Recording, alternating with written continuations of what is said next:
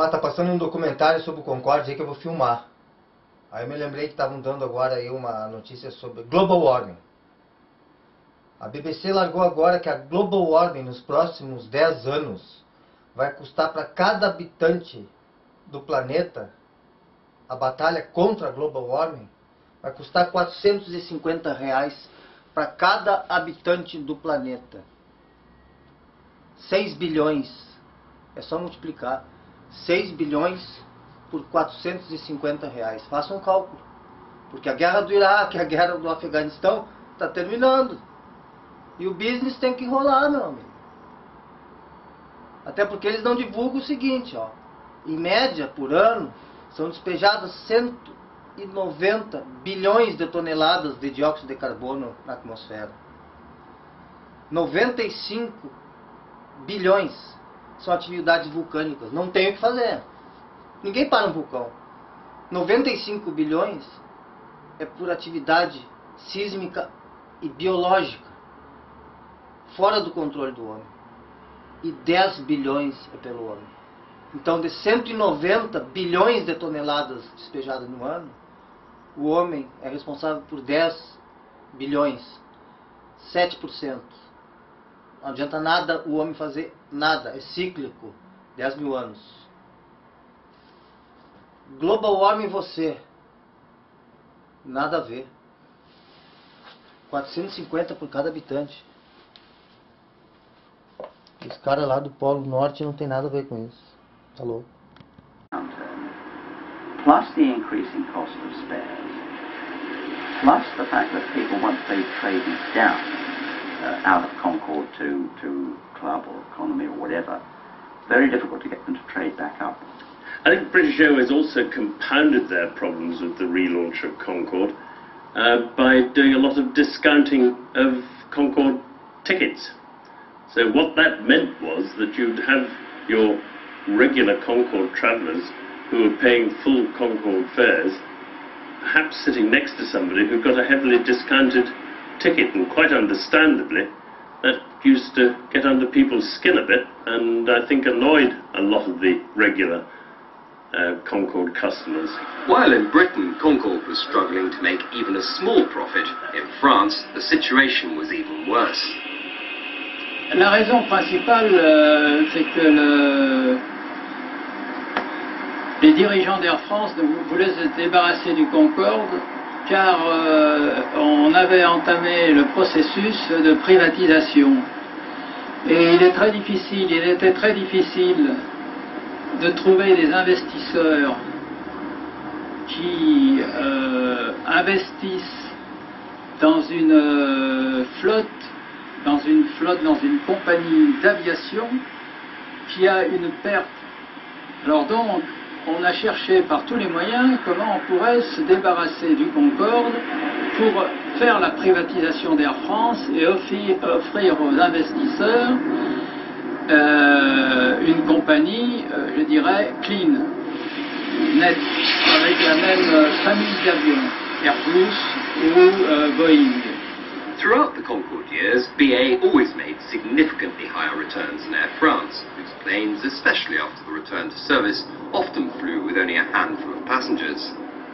The crash and subsequent 18 months out of service had inflicted a much more damaging blow to the plane's reputation than had first been thought, especially in France.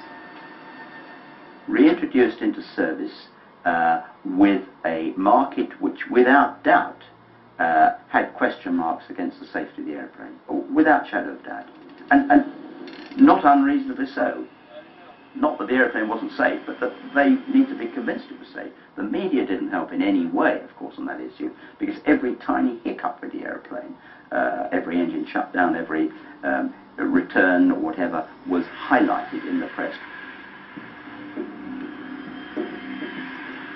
With confidence at an all-time low, the airlines were keen to win back their core travellers. While BA's passengers used Concorde for speed, Air France's passenger list was of a completely different clientele, largely using the plane for prestige rather than time-saving. The British market was more linked to the financial business, to the financial people from Wall Street on one side and the city on the other side. And obviously the French market was, socially speaking, it was different. It was more linked to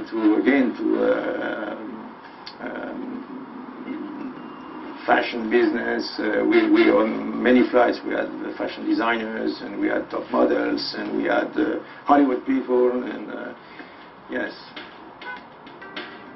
The vast majority of passengers on both the British and French Concords were Americans. But in BA's case, they were mostly New York-based investment bankers and international corporate lawyers. BA traditionally operated 2 Concords a day in each direction between New York and London to meet this core demand, with 1 flight in the morning and 1 in the evening, whereas Air France only operated 1 each way. BA's decision after the crash to modify only 5 of the 7 planes meant that it could never return to a double daily service, reducing Concorde's appeal at a time when the 2 airlines needed every supersonic passenger they could get. Timing and frequency on the core London-New York business route was pivotal to the aircraft's future success. They were a very specific person who wanted the Concorde and used the Concorde regularly, and they sorely missed it. When British Airways and Air France came back, never quite as robustly, never had the schedule again that they had pre-crash days. So what it's left behind is a great memory, but also a great deal of frustration.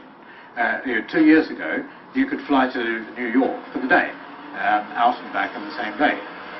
We all know that that was possible, but it's no longer possible. And so there is a frustration, there's a pent-up demand there, which somehow will want to be satisfied in future. This plane was probably as advanced as you can imagine coming out in the late 70s, and it's being retired with nothing better to take its place.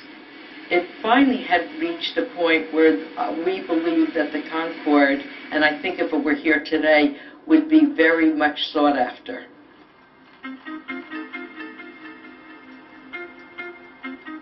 With all the Concords decommissioned, supersonic civil aviation was to hit the buffers.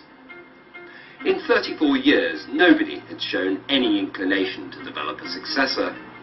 The Concorde project had cost the British and French taxpayers billions of pounds with no real prospect of a commercial return. So plans for a successor never got beyond the drawing board. As soon as they built Concorde, or even before, they knew exactly what they should have done. There were designs for a B-wing, a different version, which would have had leading-edge devices which would have extended to improve the low-speed handling qualities, and a whole host of other improvements, including a slightly larger version of the Olympus engine. Now that would have given it greater range. It would have given, let's say, Frankfurt, Rome to New York. How were we going to sell Concorde as it was unless it had got a range which would have suited other Europeans? So that would have been the B-wing.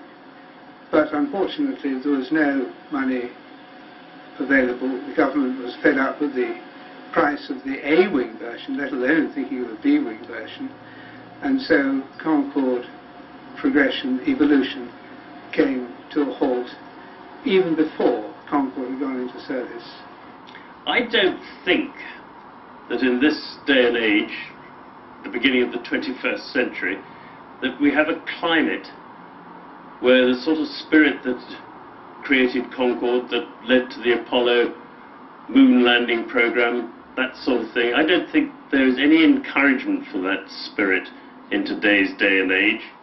We would launch a project and endeavor, whatever the detailed economic figures behind that, yes, and because there was, yes, a kind of different, maybe pioneer spirit than it is now. Aviation is like any other industry. It went through the exciting experimental stage, then it went to the developmental breakthrough stage, where it seemed every year somebody came up with a new breakthrough. Breaking the speed of sound, getting twice the speed of sound, getting aircraft that could fly non-stop across the Atlantic. All these things were happening on a regular basis. But it's reached a plateau now where it's ceased to be that breakthrough industry. It is, after all, an industry which is now 100 years old.